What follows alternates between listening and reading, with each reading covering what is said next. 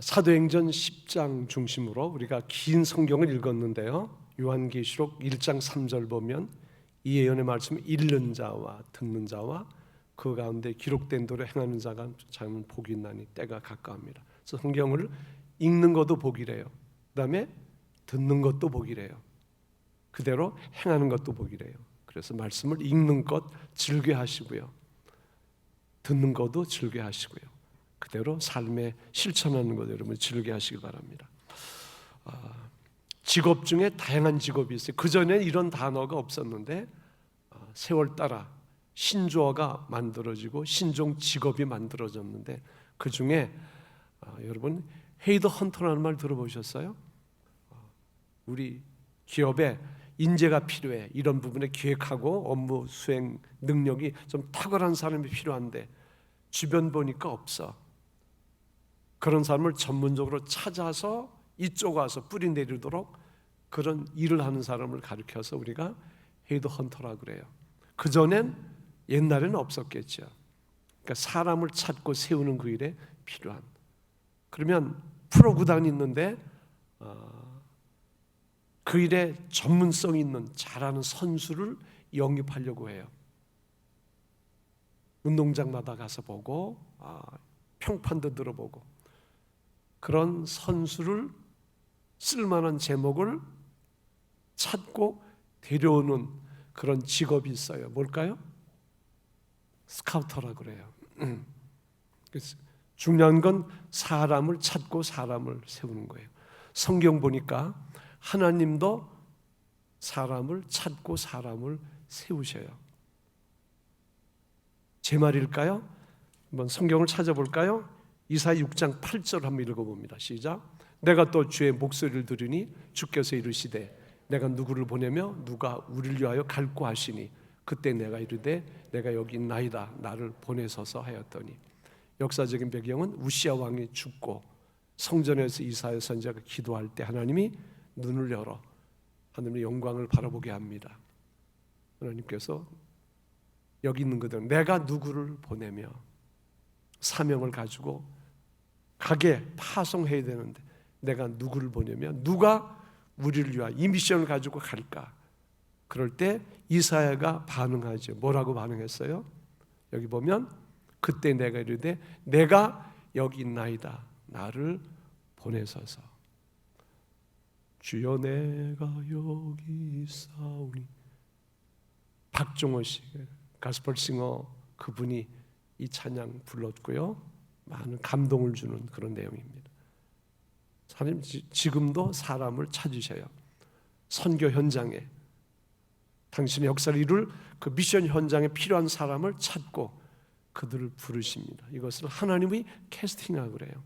오늘 여기 있는 내용도 하나님이 로마라는 나라 막강 권력을 지닌 그리고 파죽지세로 주변국을 전부 점령해가는, 그래서 소요도 없고 가서 무질서를 쓸어버리고 그곳에 질서가 그곳에 길이 나도록, 그게 팍스 로마라 그래요. 그 로마의 고급 직업군입니다. 백부장이면 그 백부장이 로마 복음화에 군대 문화 속에 복음을 증거하는 그런 일들을 감당할 선교사로 사역자로 하나님이 사람을 찾습니다. 네, 캐스팅을 하는 거예요. 누구를? 여기 보면 고넬료. 자, 사도행전 8장 보면 거기에 에티오피아, 성경 그전에는 구스라고 그래요. 그 나라의 왕이 간다게 여왕인데 그 여왕의 어떤 금고를 맡는, 지금 말로 말하면 내무장관 정도 돼요. 그 사람이 핸디캡이 있어요. 넷이에요. 네, 그 사람이 예루살렘 성전에서 예배드리기 위해서 먼 긴 거리를 마차 타고 가는 거예요. 가서 이렇게 본당에 못 들어옵니다. 이방인의 뜰에서만 부스러기 은혜라도 줬사오니. 그리고 가서 순례자를 가서 예배를 드리고 가는 거예요. 하나님이 그 사람을 에티오피아 복음화를 위해서 캐스팅하시는 거예요. 빌립을 가서 복음을 설명하고 세례받게 하고 가게 하는. 9장에 보면 당시 사울이죠. 예수 믿는 거 이단들이야, 이것들 박살내야 돼, 위협과 살기가 등등해서 폭력적인 에너지가 가득해서 막 전진하는데 주님이 그를 만나주고요. 그래서 그는 이방 문화권에 넓게는 세계 복음화에 쓰여지는 그런 그릇으로 사울을 캐스팅하시잖아요. 그리고 오늘 10장 보면 로마 얘기했죠. 로마 군대 병영 속에 복음이 들어가도록 이제 누구를 선택하는 거예요? 그리고 여기 보면 한 사람 더 이름이 들어갑니다. 베드로가 들어가죠. 베드로. 이 두 사람이 하나님이 캐스팅하셨던 그런 이유, 공통 분모가 있는데, 첫 번째가 이들은 정한 시간에 기도하는 그런 일들 지속하는 그런 공통점이 있어요. 정해진 기도의 시간을 지속하여 지켜나갔습니다. 그 성경 구절을 비춰주세요. 밑에. 자, 이거는 고넬료가 기도하는 거 읽어봅니다. 시작. 하루는 제 9시쯤 되어 환상 중에 밝히 봄에 하나님의 사자가 들어와 이르되 고넬료야 하니, 고넬료가 유대인들이 하는 그대로 기도 시간에 기도했다는 거예요. 꿈은 잠잘 때, 보통 환상은 기도할 때 주어지는 하나님이 당신을 우리에게 알리는 그런 계시 방편인데, 이때 기도했어요. 그리고 이때 천사를 통해 하나님의 메시지를 듣습니다. 너는 어디 가서, 여기 다 나와 있어요. 해변가에 있는데 무두장이, 그러니까 가죽 세공업, 그렇게 이해하면 좋습니다. 그 집에 손님물이 있는데 가서 시몬 베드로 여쭙고 모시고 와서 너희 집에서 가정 부흥회를 열어라, 그런 메시지를 받은 거예요. 그러면 베드로는 그 시간 뭐 됐을까요? 뒤로 한번 뒤에 읽습니다. 시작. 이튿날 그들이 길을 가다가 그 성에 가까이 갔을 그때 베드로가 기도하라고 지붕에 올라가니 그 시각은 제6시더라. 역시 기도하는 시간이에요. 누가 기도하러 갔어요? 베드로가. 기도 장소 옥상에 기도하면서 주님과의 소통이, 영적인 교감이 이루어지는 거예요. 그리고 두 번째 또 공통 분모가 있습니다. 무엇일까요? 영적인 민감성을 가졌어요. 기타를 치면 코드를 잡느라고 요 손에 뭐가 박일까요? 굳은 살이 박힙니다. 또 피아노를 만지시면 어디에 또 굳은 살이 박일까요? 손끝이 터치하느라고. 그래서 민감성을 요구하는 직업군에 있는 사람, 특히 한의사 같은 경우는 기타 좋아하고 그래도 피아노를 안 쳐요. 기타를 안 쳐요. 그러면 굳은 살이 박이니까 민감하게 되잖아. 딱 만지고. 그렇듯이 영적인 민감성이라는 게 있어요. 근데 민감하지 않는, 마치 굳은 살이 박인 것처럼 이렇게 선명해야 되는데 시야가 뿌옇다. 이건 문제가 있는 거예요. 이런 민감성에 대해서 방해 요소가 되는 그런 일들이 우리 삶 속에 몇 가지 지적받는 일들이 있습니다. 가령 예를 들면 교만, 그리고 게으름, 완고한 자아, 지독한 고집, 지속적인 죄악, 쌓여진 탐욕, 이런 것들이 영적인 시야를 흐리게 하고요, 영적인 감각을 무디게 만드는 거예요. 그래서 우리 예배당 올 때는 씻어야 돼, 벗겨내야 돼. 그리고 주님의 음성에 민감한 그런 삶을 우리가 살아야 되는데요. 본문 속에는 빛이 되고 향기 되는 한 직업군인의 경건 생활 스토리가 여기 담겨져 있어요. 그래서 이 시간은 고넬료라는 사람의 영성, 다르게는 경건 생활은 이렇게, 그런 주제를 가지고 우리가 말씀을 나누려고 합니다. 주님 나라 갈 때까지, 여러분 호흡이 이 땅에 존재하는 순간까지 오늘 같이 나눈 이 고넬료의 영성을 그대로 따라가 보세요. 이처럼 여러분 경건 생활을 지속해 가시기 바랍니다.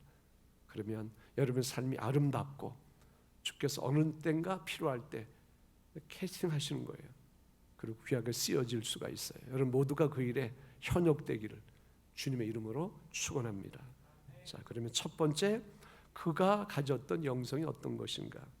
자, 함께하는 영성입니다. 따라합시다. 함께하는 영성. 2절 읽어봅니다. 시작. 그가 경건하여 온 집안과 더불어 하나님을 경외하며 백성을 많이 구제하고 하나님께 항상 기도하느니. 여기 보면 그가 경건하여 온 집안과 더불어 하나님을 경외하며, 온 집안과, 여기에 밑줄을 친다면 빨갛게 2번, 3번, 4번 치는 거예요. 온 집안과 더불어 같이 경건의 행보를 옮겨갔다. 굉장히 중요합니다. 주님은 2-3사람이 내 이름으로 모인 곳에 함께 한다고 하셨고요, 2사람이 합심하여 기도할 때 그 일의 응답을 약속하셨어요.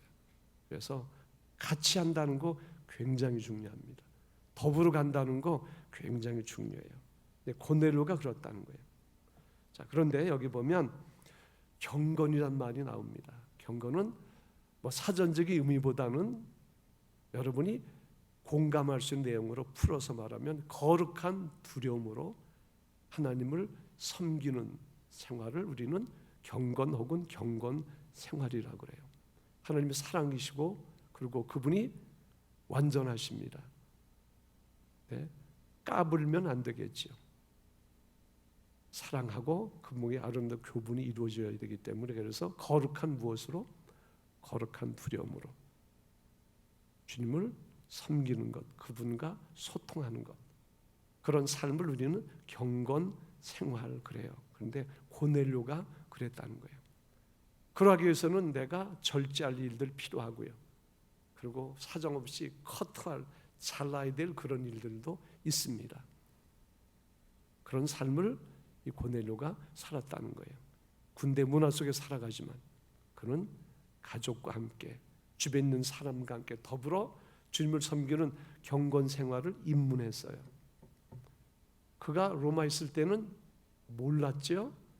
그런데 점령 지역에 와서 그 지역에 극히 가난하고 어려운데 그들이 살아가는 모습이 남달라요. 그들을 보면서 깨닫고 하나님 마음을 열어서 경건한 삶을 그도 살아가기로 결단하고 가는데, 혼자 가지 않고 누가 갔다고요? 같이 더불어 갔다는 여기 장점이 있습니다. 온 가족이 하나님을 섬겼다는 것, 그것은 모두가 신앙이 돈독했다 그런 말, 동반선 성장을 했다는 거예요. 그리고 온 가족이 같이 하나님을 섬기는 가정 예배가 드려지는 그 가정은 이미 가정 천국의 모형을 이루었어요.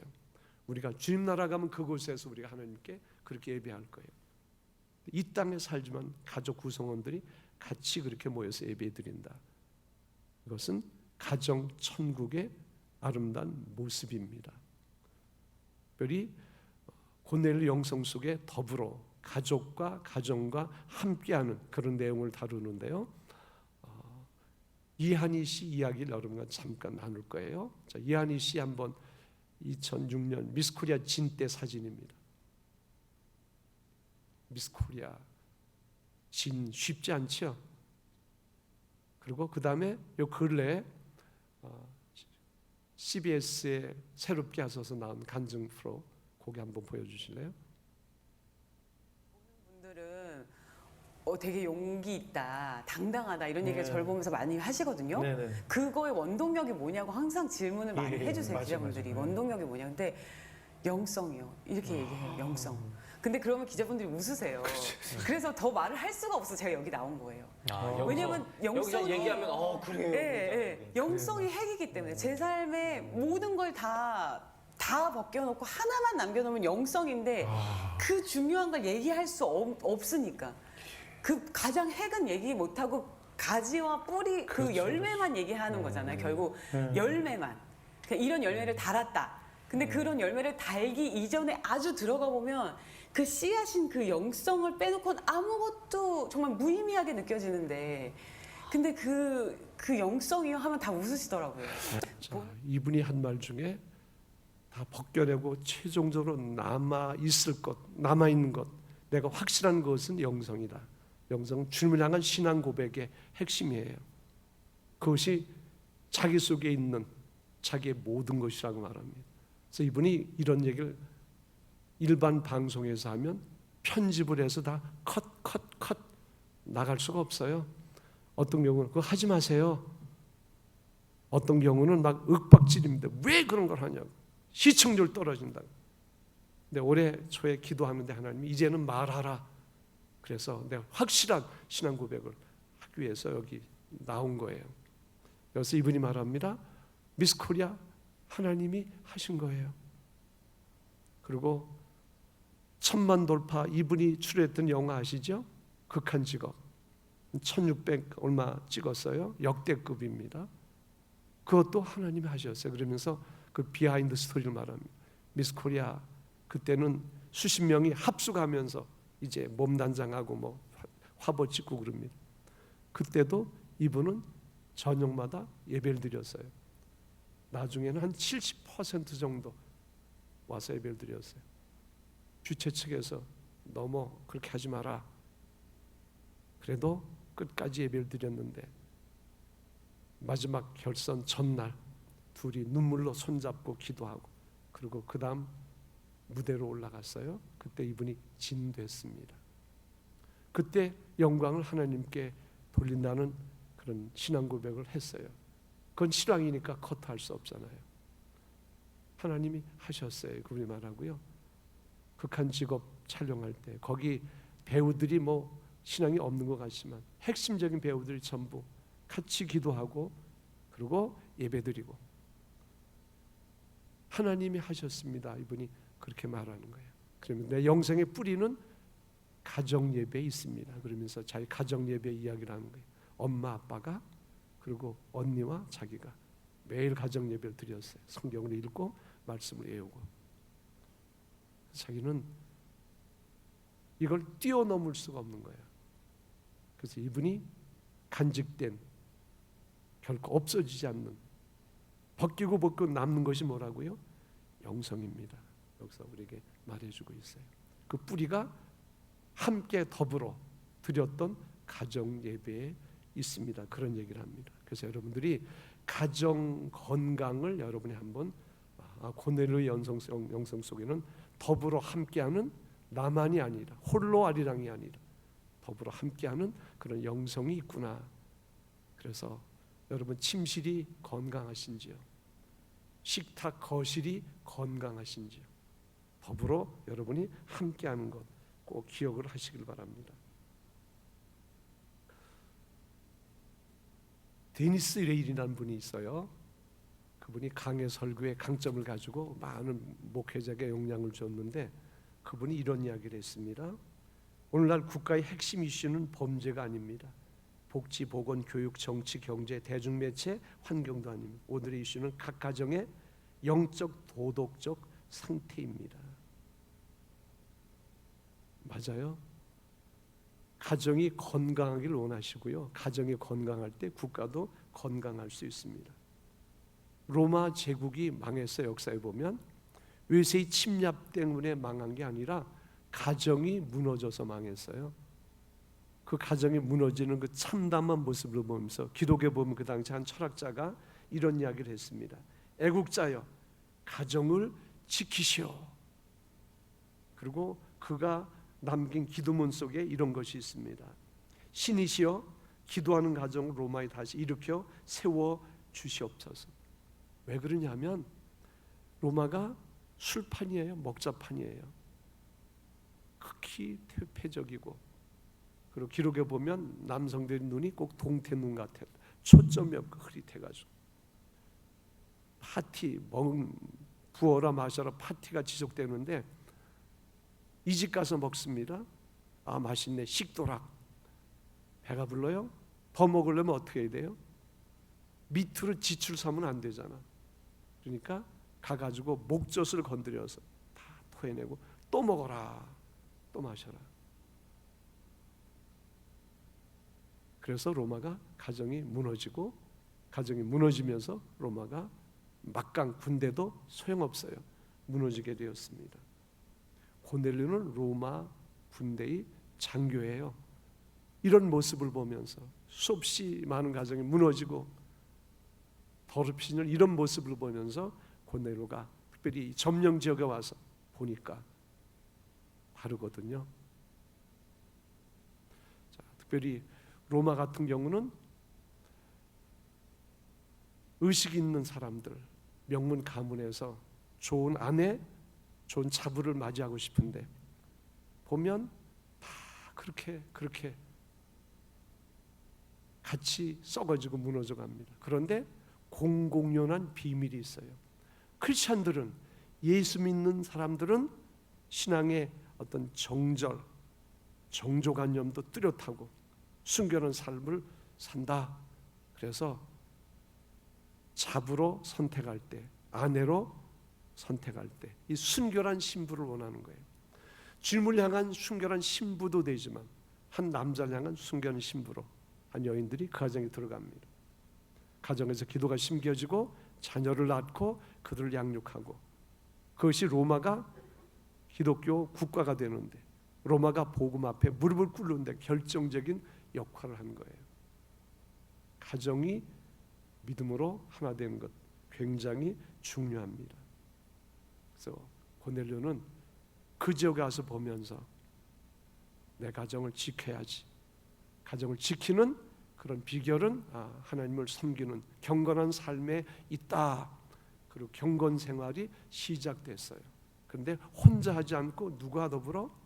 아내와 자녀와 그리고 그뿐 아닙니다. 주변 모든 사람과 함께 경건 생활, 거룩한 삶을 같이 이제 시작해서 앞으로 나가는 그런 인물이 되었습니다.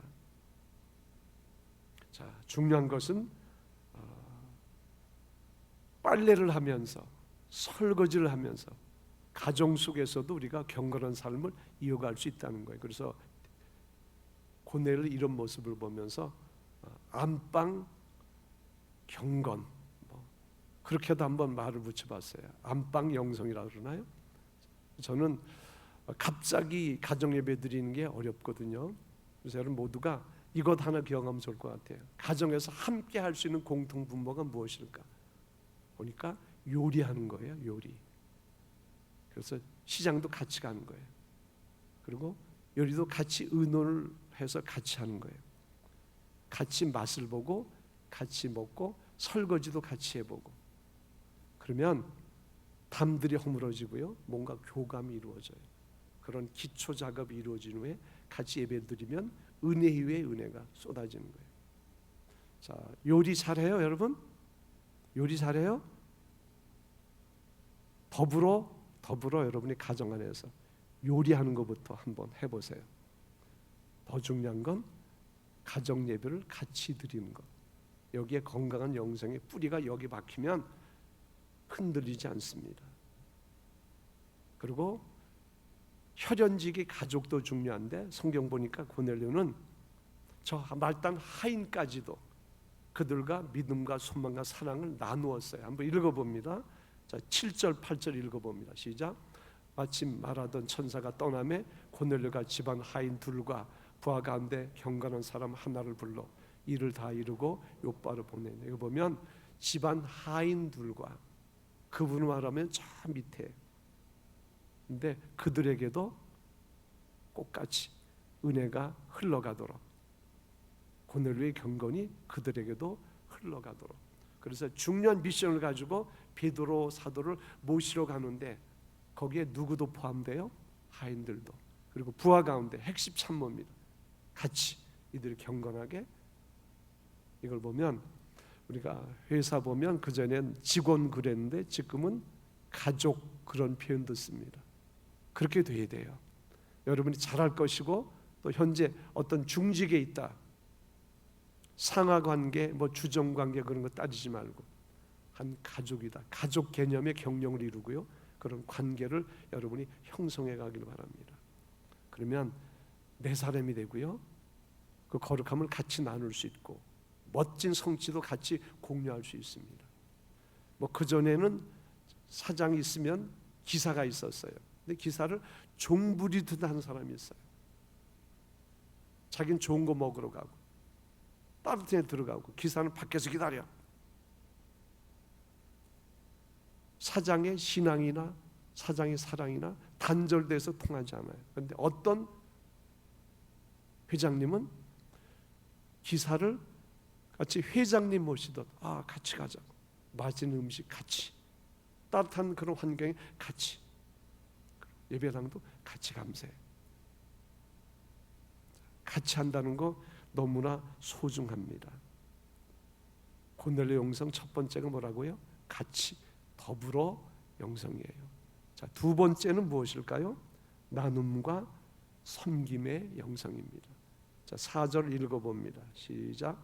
고넬료가 주목하여 보고 두려워 이르되 주여 무슨 일이니까? 천사가 이르되 내 기도와 구제가 하나님 앞에 상달되어 기억하신 바가 되었으니. 자, 기도는 누구한테 하는 거예요? 대상이 사람인데 여기 보니까 누구한테 상달됐다고요? 그게 하나님께 상달되었대요. 주님의 이름으로 은밀하게 행하는 것은 선심 쓰는 게 아니에요. 그것으로 낭비가 아닙니다.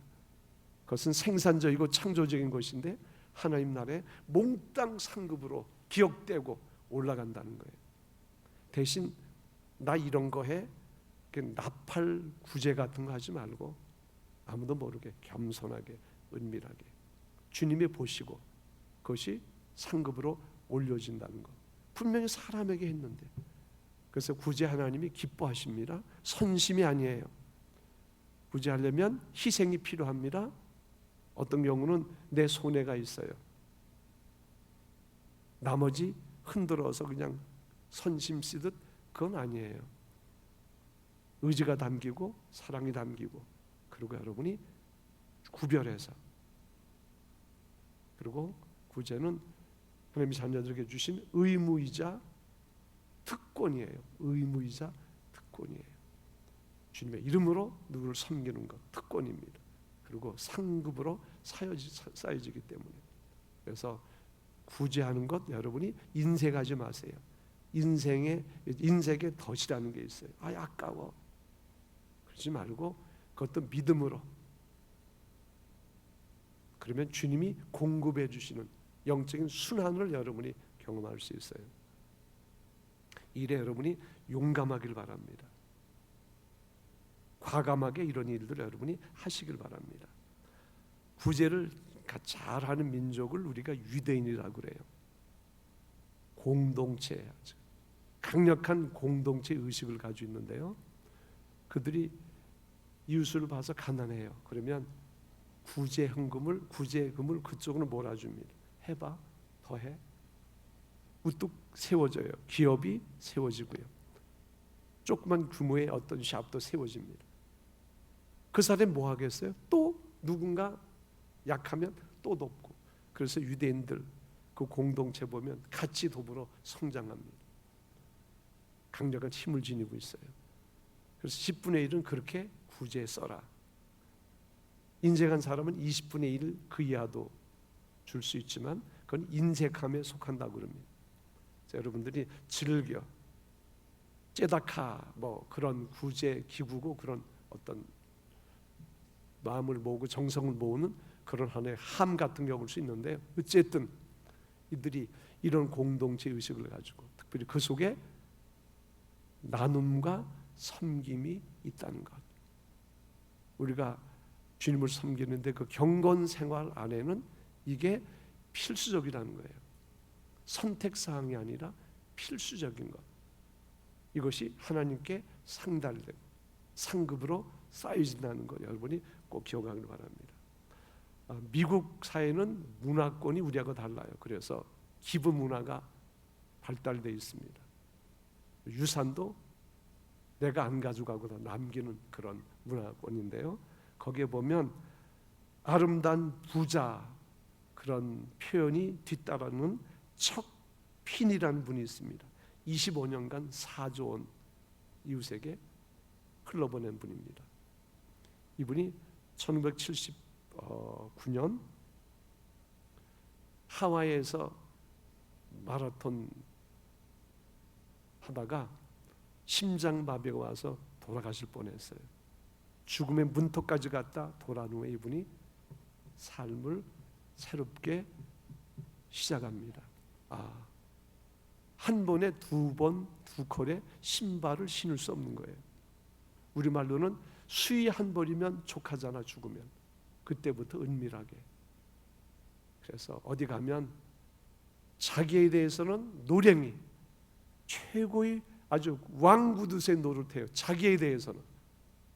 그래서 음식도 털털하게 수도분하게.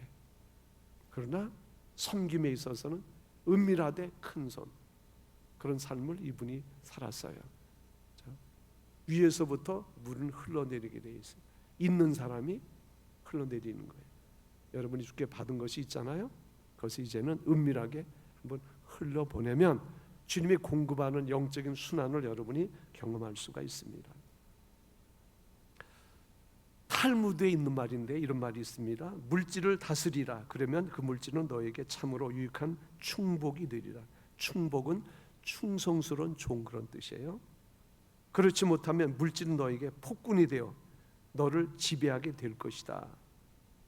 유대인들이 이 탈무드를 통해서 교육을 받는데, 그리고 요한 웨슬레이는 이런 말씀을 남겼어요. 예수께서 우리 돈주머니를 다스리기까지는, 이 말은 주님이 우리 전대를 다스리도록 하라. 내가 움켜쥐지 말고. 그렇게 안 되면 주님을 섬기는 신앙생활, 그거 건강하지 않다는 거예요. 그래서 여러분이 구제하는 데 있어서 주님 제게 감동을 주세요. 성령님 인도해 주세요. 주신 감동 따라 그때는 믿음으로 하는 거예요. 벌벌 떨고 안 돼 움켜쥐면 더 이상 그 일이 이루어지지 않고 더 이상 감동이 올 수가 없어요. 그러니까 구제 감동도 민감하게 여러분이 받기를 바랍니다. 자, 그리고 야고보 사도가 말합니다. 참된 경건이 무엇이냐? 자, 27절 읽어봅니다. 시작. 하나님 아버지 앞에서 정결하고 더러움이 없는 경건은 곧 고아와 과부를 그 환난 중에 돌보고 또 자기를 지켜 세속에 물들지 아니하는 그것입니다. 참된 경건이, 건강한 영성이 뭐냐 도대체? 보니까 뭐예요? 고아와 과부를 그 환난 중에 돌보고. 이게 뭐예요? 부재 나눔이에요. 우리 경건 속에 필수적으로 포함될 내용입니다. 있으면, 마음이 내키면 주고, 그렇지 않으면 안 하고. 그건 내가 선택하는 건데 선택 과목이 아니에요.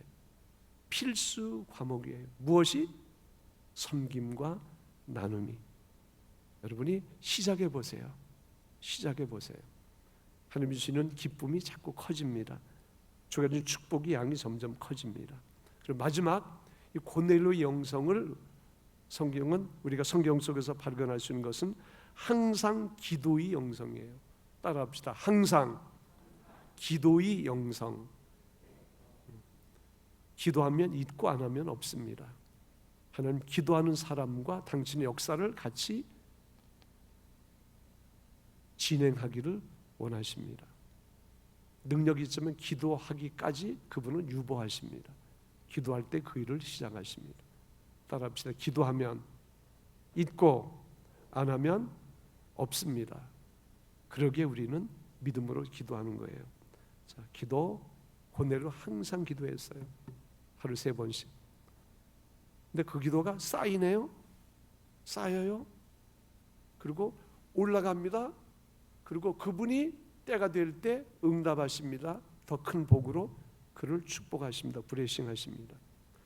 자, 여러분이 기도는 인내하는 것이고요. 그리고 계속 심으세요. 기도 응답이 금방 올 수도 있고요. 1년, 2년, 10년 이후에 올 수도 있는데 가장 생산적이고 창조적인 것이 무엇이라? 기도라. 우리 민족은 지금 현재 상황은 선진국이고요. 그리고 어떤 부분은 세계 최강, 최첨단에 위치해 있습니다. 의료 체계 미국이 불허하고요. 의술도 세계적인 수준입니다. 그런 세계 최고, 그런 부분이 많고 진입할 그런 가능성도 많습니다. 이런 현재를 누리고 있는 이 뿌리 속에는 깊이 내려가면 우리 조선을 위해서 눈물로 기도했던, 복음을 전했던 선교사님들, 그들이 전한 복음이 오늘 현재의 우리가 누리는 것들의 뿌리예요. 그때 기도의 열매가 우리이고 교회이고 현재입니다. 오늘 고넬로의 영성을 생각하면서 여러분이 더불어 나는 그분처럼 함께한다. 그리고 이웃과 함께 나는 섬기고 나누는 삶을, 그런 경건의 삶을 살 것이야. 마지막으로 고넬료처럼 나는 항상 기도하는 삶을 살 것이야. 이것이 내 영성이고 내 경건의 본론이야. 그렇게 여러분이 다짐을 하시기 바랍니다. 마지막으로 우리는 그리고 수십 년 전에 이 땅에 와서 참담한 현실 속에서 한 선교사님이 드렸던 기도문을 읽으려고 해요. 이분들처럼 여러분이 기도의 수고를 지속하는 어떤 주인공 되기를 바랍니다. 자, 1885년 4월 5일 부활절이에요. 인천 제물포항에 미국에서 오신 선교사님 두 분이 내리셔요. 한 분은 감리교 대표로, 한 분은 장로교 대표로. 언더우드 아펜젤라. 누가 먼저 내렸다 그러지 말고 같이 내리자. 그리고 선교를 시작했습니다. 내려보니 너무너무 어렵습니다. 말도 못하기 어렵습니다. 그때 언더우드 선교사님이 드렸던 기도문입니다. 이 기도문이 본부에 벌려졌고 지금도 남아 있습니다. 그 기도의 열매가 우리예요. 그 기도의 열매가 현재 대한민국이 누리는 현재입니다. 그러기에 우리는 경건의 삶을 지속하고 특별히 기도하는 삶을 지속해야지 될 것입니다. 자, 이제 같이 우리가 담담하게 나도 기도할 거야 그런 마음과 함께 또 이분들이 이렇게 수고했는데 고마움을 느끼면서 언더우드 선교사님이 드렸던 심었던 기도문을 같이 읽어보는 시간을 갖습니다. 자, 같이 읽습니다. 시작. 주여, 지금은 아무것도 보이지 않습니다. 주님, 메마르고 가난한 땅, 나무 한 그루 시원하게 자라오르지 못하고 있는 땅에 저희들을 옮겨와 심으셨습니다. 이렇게 그 넓고 넓은 태평양을 건너왔는지 그 사실이 기적입니다. 주께서 붙잡아 뚝 떨어뜨려 놓으신 듯한 이곳, 지금 아무것도 보이지 않습니다. 보이는 것은 고집스럽게 룩진 어둠뿐입니다. 어둠과 가난과 인습에 묶여있는 조선 사람뿐입니다. 그들은 왜 묶여있는지도 고통이라는 것도 모르고 있습니다.